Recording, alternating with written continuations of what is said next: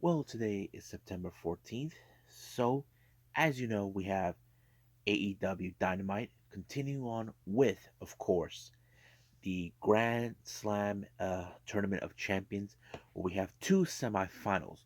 But who will walk away in these two final matches to meet up the following week at Arthur Ashe? Well, we'll find out. But first things first, we're going to review some recent events. First one's going to be the collaboration between GCW and Black Label Pro for 4 Cup stuff that took place on the 2nd of September. Of course, we see roster members from Black Label Pro and GCW in the same room. But we also got day 14th, day 14th of Stardom's 5-star Grand Prix. As you know, they come up from after the 9/11 event where we had two championship matches. But however, certain matches are very interesting that you got to enjoy. And of course, we cannot forget what's been going on in the world of pro wrestling. So we're going to be sharing that on our news updates. So let's get ready for another episode of Deleted Wrestle Zone.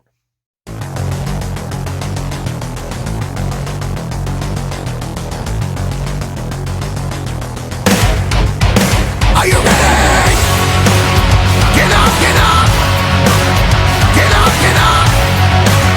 Get up, get up! Get up, get up! Get up, get up! Get up, get up!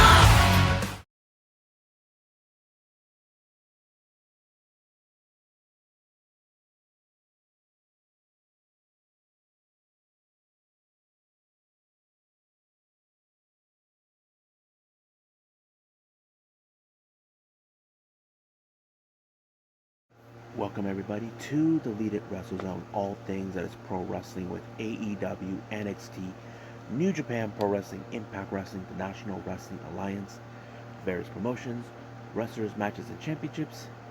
I am your host, J-Rod here. So, let's begin with the collaboration between Game Changer Wrestling, GCW, and Black Label Pro, BLP.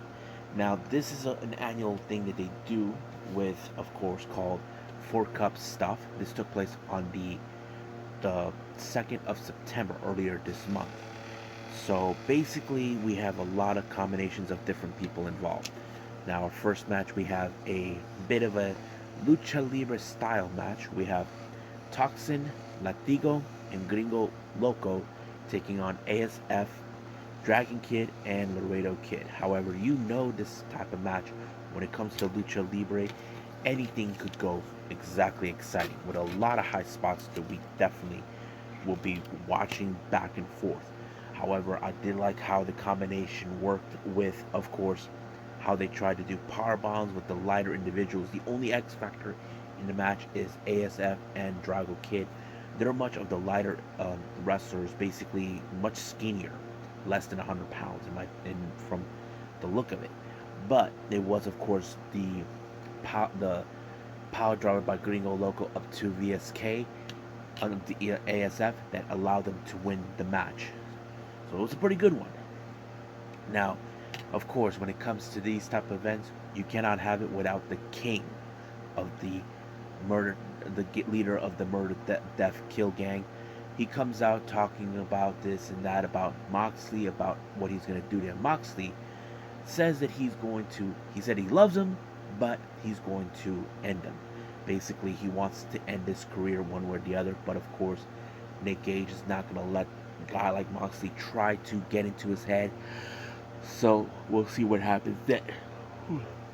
Excuse me. Now our next match, we have an interesting intergender match.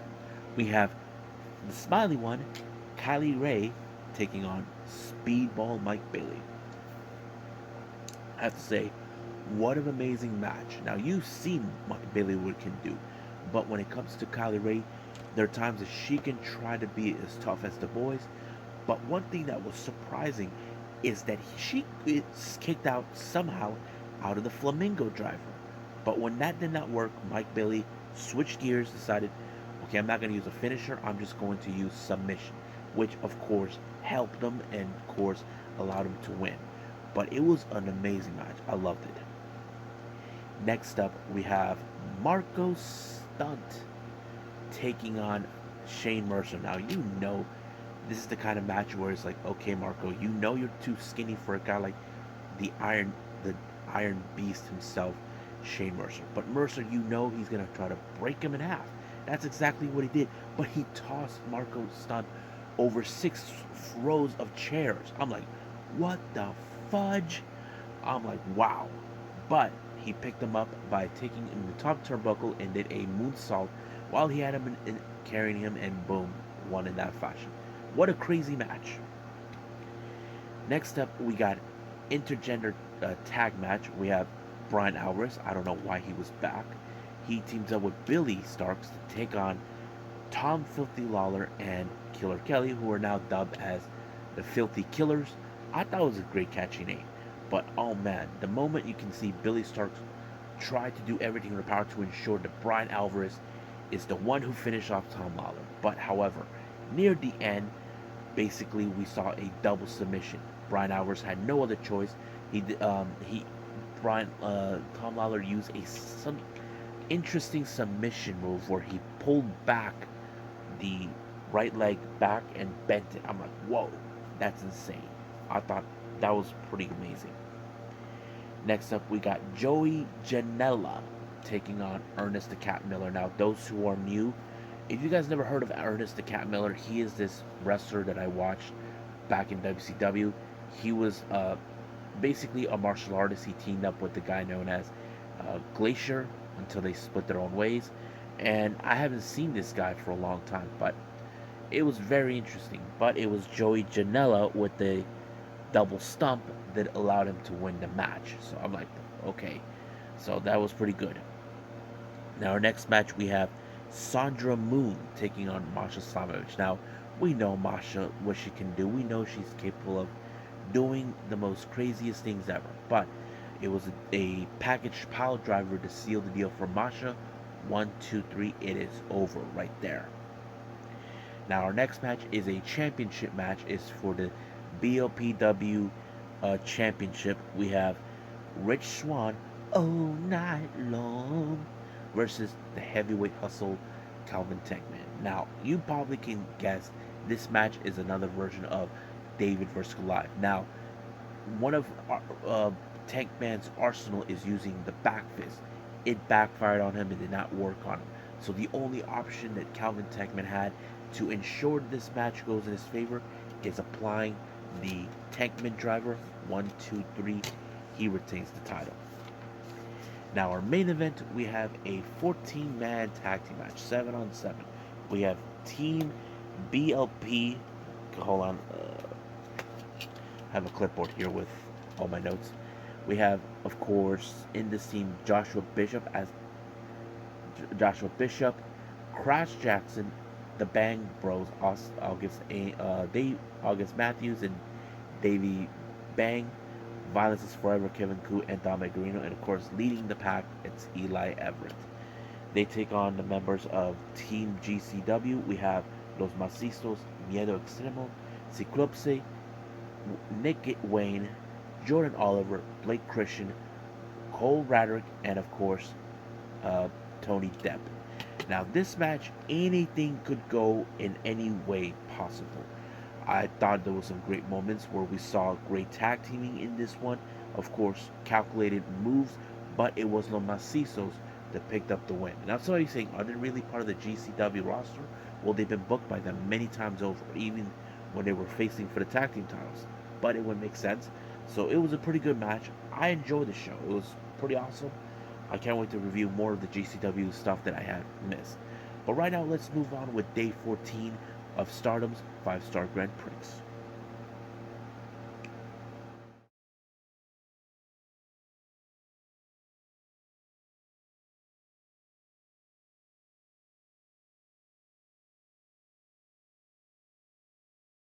Okay, day 12 of Stardom's 5-Star Grand Prix.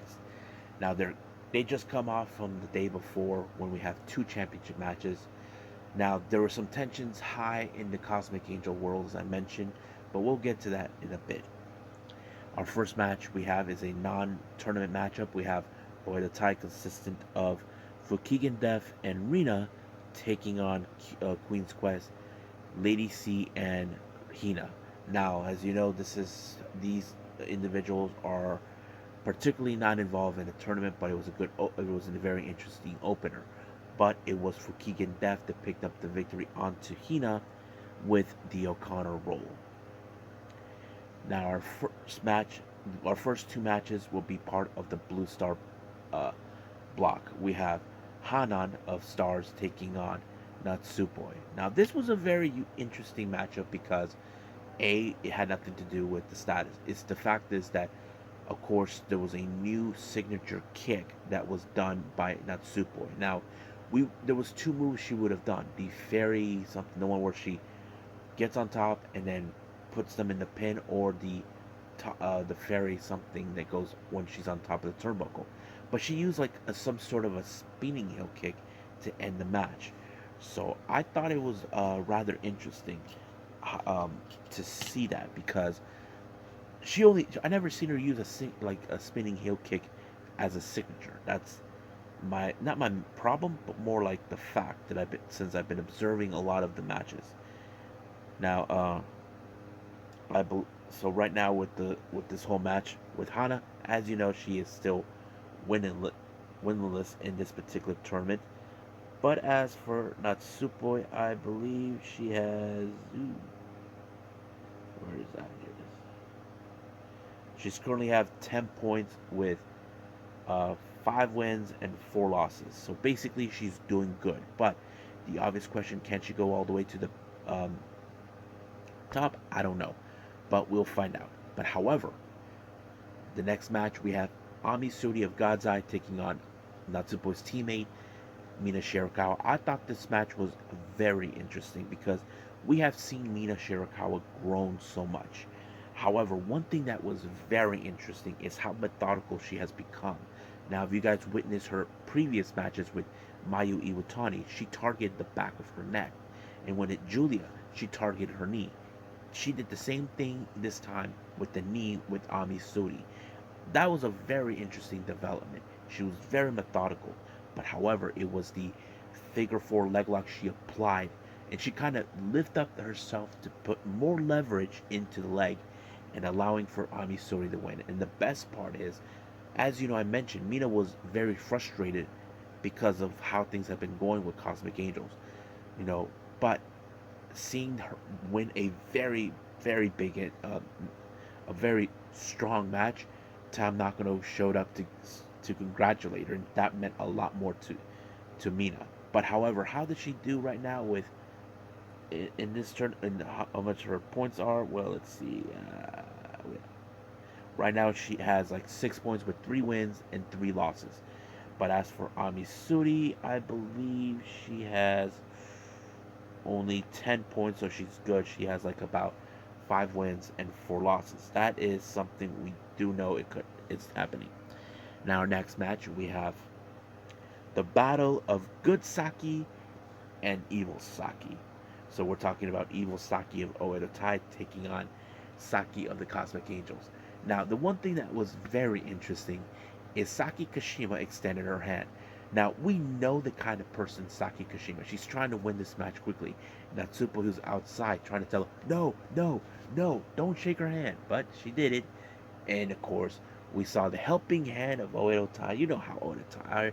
They'll do whatever it takes to ensure that their people win. But it was the running brainbuster that sealed the deal for Saki. And right now, I believe Saki has for her. She's currently have 6 points with 3 wins and 4 losses. But as for Saki Kashima, I believe she has 6 points as well with 3 wins and 6 losses. So I don't know if these two will make it all the way, but we'll find out soon enough. Now back to the Blue Star block. Now this one was a rather interesting match. Now I'm not saying because it's a showdown between both members of Stars. If you guys remember correctly, Saya Ida and Hazuki, this is a match between student and teacher. Those who remember, if you guys remember correctly last year, It was revealed that Hazuki played a critical role in Saida's training. She basically was like a parent to her, training her. And now we get to see how much as Saida has developed. Now, as you know, recently Azuki has lost two straight up matches, and she cannot afford to lose anymore. But, however, she has to evaluate possibly how Saida did. But I was impressed by Saida. She pulled off the Ida Dashi to win, and of course Azuki, she was very happy for her because she knows that this is an important win for her now that she beaten her master, and now it's a very difficult thing. But as for Saida, I believe right now she only has what 4 points with 2 wins and 5 losses. I believe yes. So that's what is going on. As for Azuki, she's still in the lead for 14 points with 7 wins and 3 losses. But as soon as this happens, she cannot afford to lose anymore. Now our next upcoming matches, they're from the Red Star block. We have Mai Sakurai versus Utami Ayashida. Now, Mai Sakurai is desperate to win the matches, so she tries different ways to ensure. Now, the only time she was never desperate is with members of the Cosmic Angels, due to the fact that she wants to show them how strong she's become. But she has beaten Unagi, but not Tam. But Utami Ayashida, she's someone she knows she cannot trick lightly because A, she was a former champion, and B, she's good at what she does. But it was, of course, the German suplex by Utami Hayashida that allowed her to win. So I believe right now for Utami, she has 10 points with 5 wins and 3 losses. As for uh, Masakurai, she has 8 points with 4 wins and 5 losses. So I don't know. I don't think she's going to be able to make it through. However, now our next match we have Momo Kogo versus Sudi. Now you know for a fact this type of match, Sudi's gonna win because in the way it's being shared is the fact that Sudi is the much dangerous. She did put her in a submission with a submission was a ground Suzuki giving her the win. Now as for now I can say this that Momo Kogo has only 1 win and let's see what's how many losses that she has in this tournament. 7 losses, so basically she only has 2 points. As for Sudi, in to be added, she right now has 10 points. So basically she has 5 wins and 4 losses. She cannot afford to lose any more matches if she wants to win this. Now our next match is Risa Serra versus Azumi. This was a very interesting matchup because the truth to be told, Risa Serra revealed prior before this event that she knew Azumi when she was younger, when she was still training. And I think she wanted to see how much she has grown. And I was like very impressive with her. But the one thing that was interesting is Azumi. We know she is one of the best speedsters in Stardom, but somehow Arisa reversed it by using the Azumi social reversal, giving her the win. And of course, she extended her hand to Azumi, and she did. And I think, in my opinion, this is something I never seen her do because she never normally extended her hand to someone else. But when it comes to Azumi, that's a different story. Now, for Risa Serra, I believe she has right now 10 points with 5 wins and 2 losses. As for Azumi, I believe she's still in 10 points, 12 points with 6 wins and 3 losses. So right now she is tied up with Himeka. Now our next match is the showdown between Cosmic Angel members, leader Tam Nakano versus Unagi Sayaka. Now Unagi she's been frustrated as well because there's been a lot of struggles within Cosmic Angels. Not because they expanded, it's because they're trying to pick up some good wins. And I thought this match was insane, like going back and forth. Not to mention, Unagi attacked the injured elbow that Tam had the day before. I thought that was a good strategy out of her. But no matter what Unagi tried to do, Tam has shown why she is strong, the strongest person. And of course, she applied the Violet Driver onto Unagi and win the match. And of course, they embraced each other knowing. So it looks like things could be okay for now. But however, that doesn't mean anything right now because their final matches I find out on October 1st. Tam will be facing the leader of Colors, and of course, Natsupo will be facing Mina. Now, there's going to be a little bit of frustration in that particular match, but that's another conversation for another time. Now, our next match, which is part of the Blue Star still, part of the Blue Star, we have. Oh, hold on. Let me go back. Give me a second. Forgot to say this point system between Tam and Mina. Tam, I believe, right now has a total of 10 points, 5 wins, and 2 losses. So she's good for now.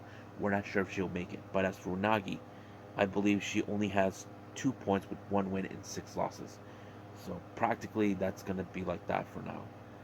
Now for our main event is Mayu Iwatani versus Zuzu Suzuki. Zuzu really put up her A game in this match. Now you probably would have assumed Zuzu's good and dangerous at what she can do.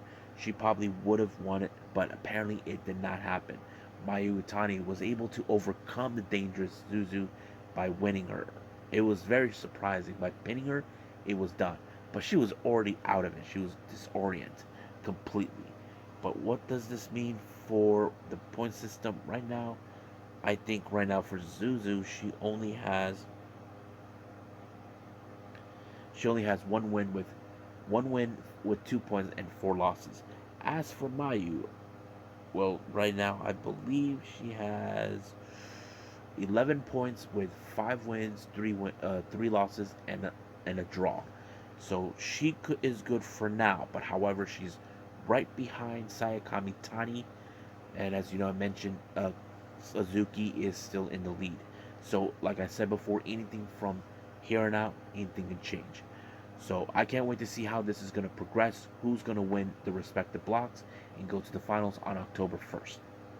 So, right now, let's just end it right here, move on with our final review, and I believe that is AEW Dynamite.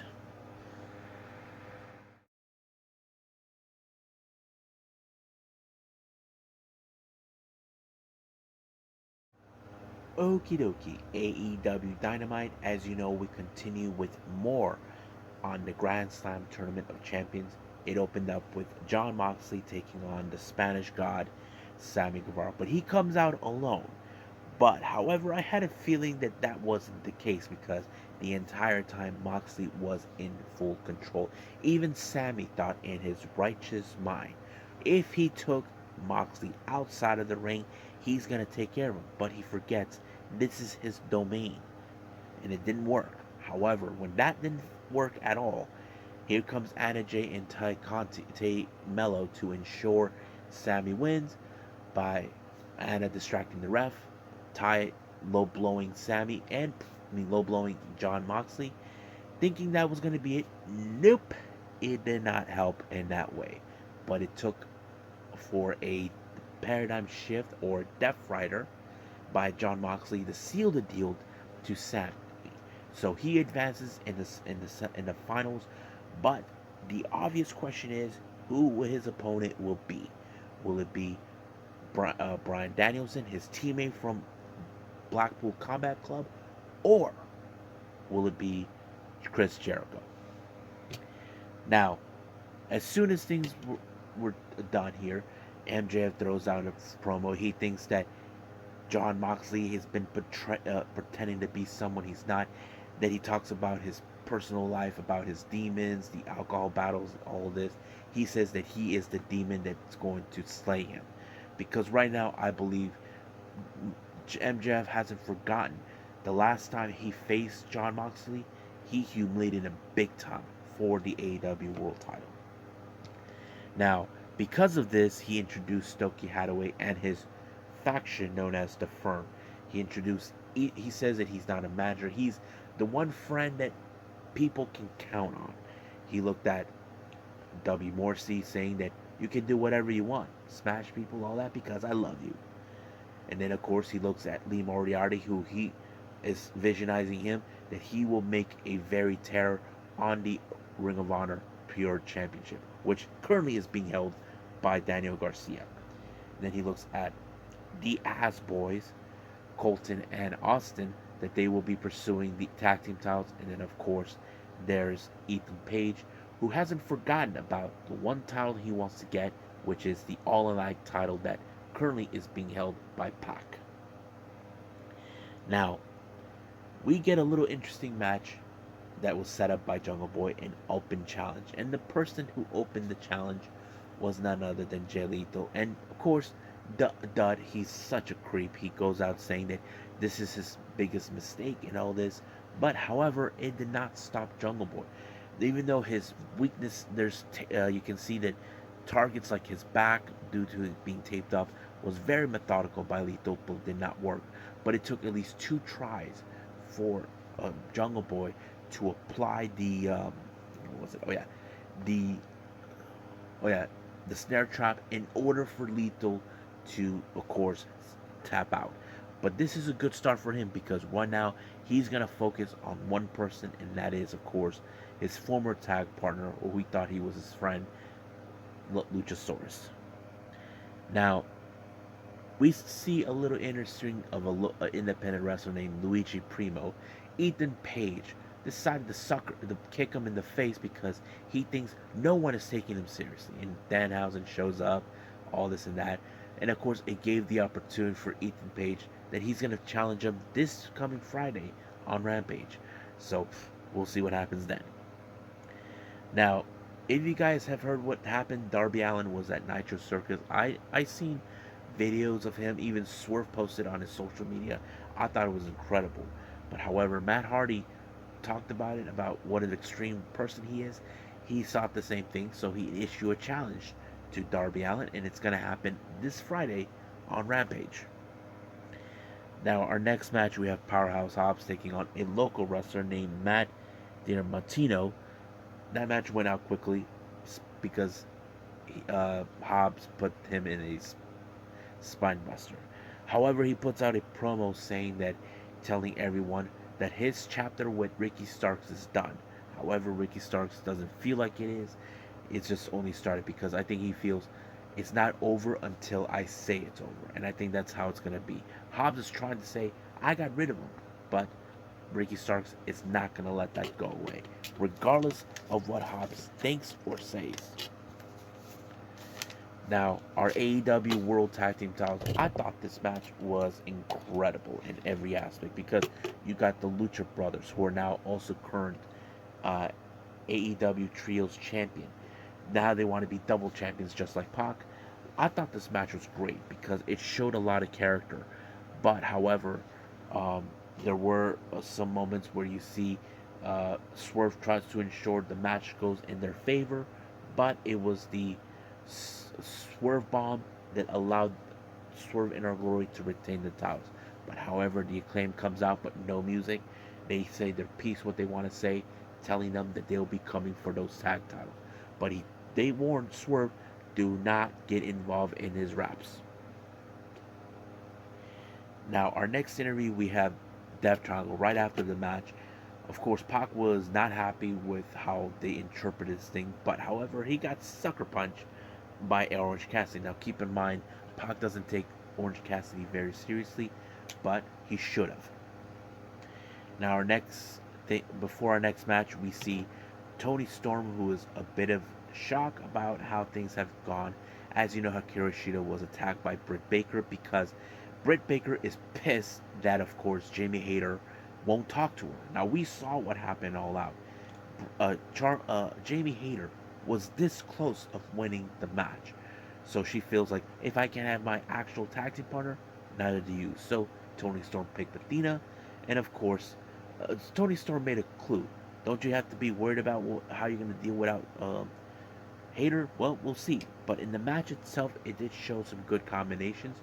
But however, once again, Rebel, who is the X factor of the match, interfered and they used the chair onto Toni Storm. But of course, Athena was out, but as soon as the match was over, she came out for retaliation. And here comes Jamie Hayter, grabbing the chair, whacking Toni Storm. Now, I don't know what that was about, but I have that distinct feeling that Jamie Hayter will be targeting Toni Storm to show Britt Baker, like, no, this is my moment. It did, even in a way, Britt Baker tried to apologize. So this most likely could be the possibility, the end of those two as we know it. Because Jamie will not be denied knowing she had that match won. Now, Smart Mark Sterling sets out his final thoughts because this coming Friday, Josh Woods will be challenging for the ROH World Television title against Samoa Joe. So he thinks that Samoa Joe will be losing to a guy like Josh Woods. We'll see when that day happens. Now, our main event is the other semifinal for the Grand Slam Tournament of Champions, Chris Jericho versus Bryan Danielson. I thought this match went great, and of course, methodical by both individuals. But in this case, it was, of course, Bryan Danielson with the lapel lock that forced Chris Jericho to tap out. Now, keep in mind, Bryan Danielson never beaten Jericho, but now he has. So he goes to the finals, and of course, here comes Jon Moxley. But before Jon Moxley comes out, we see Daniel Garcia how impressed that match was. So the obvious question does remain: does this mean that Bryan Danielson will be leaving? Of course, uh, the Jericho Appreciation Society and side with Blackpool Combat Club, because William Regal said that he would not accept them. But I think there's going to be a change of certain things. But back to Moxley and Danielson, we see them shake hands because they know no one should be backing down. But one of them has to walk out as the AEW World Champion. And we will see what happens the following week. And I think that's pretty much it right now with AEW Dynamite. I believe it's time to move on and do our final thing, news updates.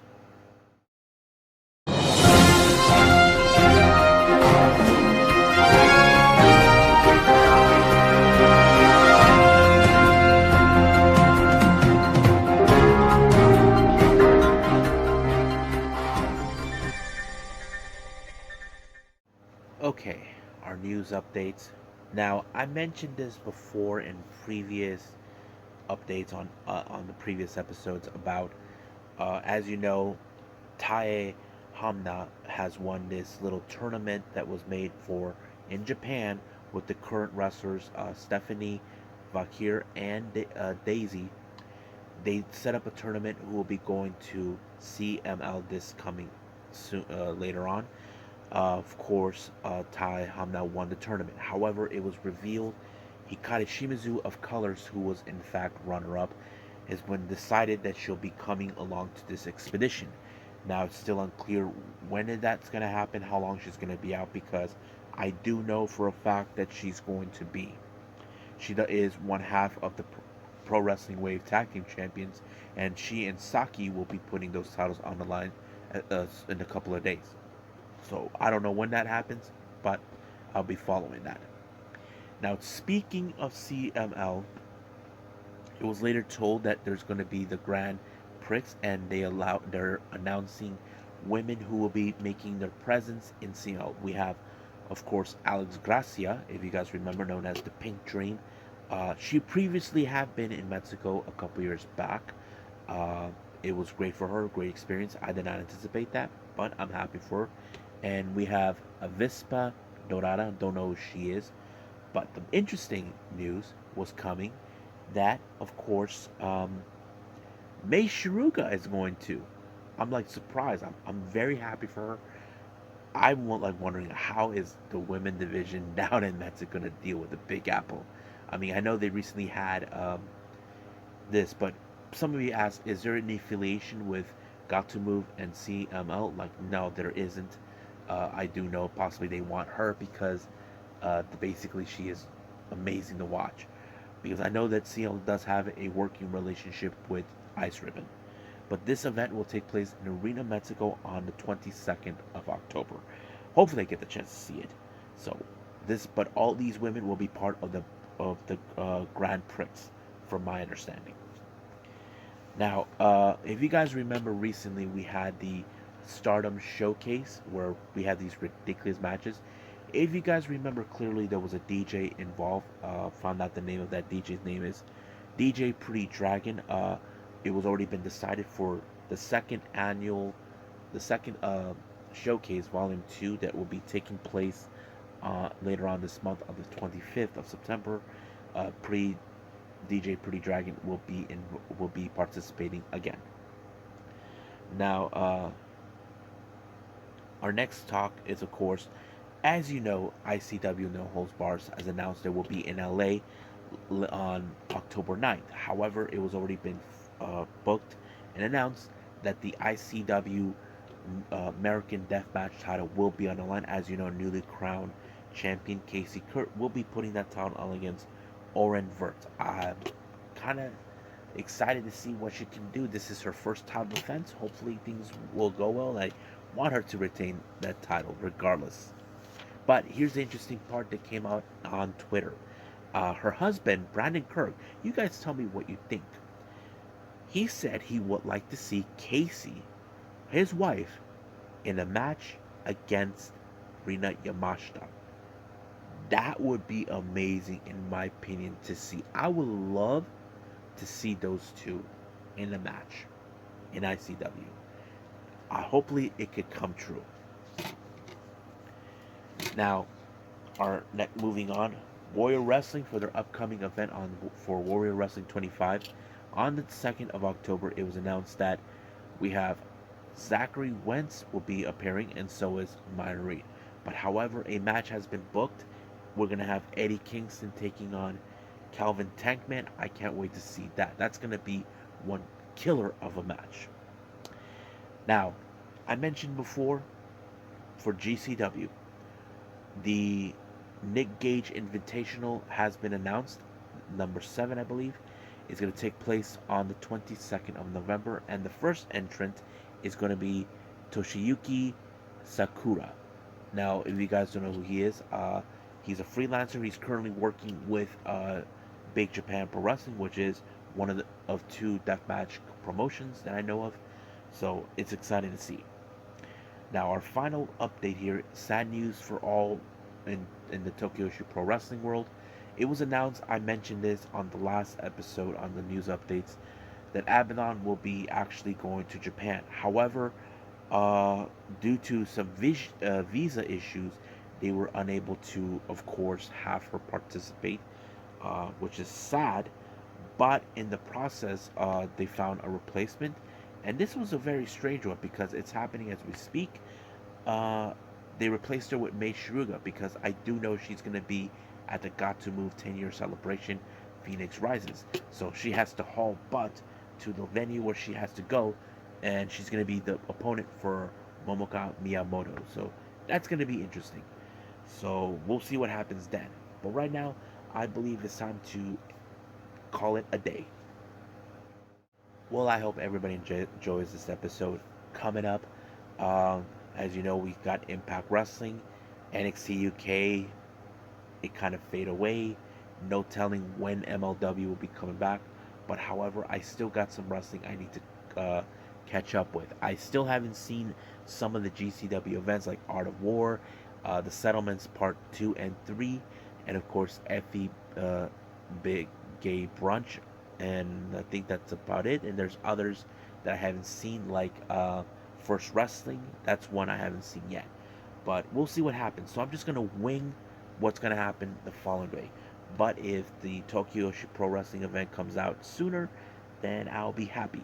But we'll see what happens. But right now, I think it's time to say I will see you guys in the next DWZ time. Same DWZ channel. I must bid all of you adieu. So, goodbye. And have a nice day. Bang.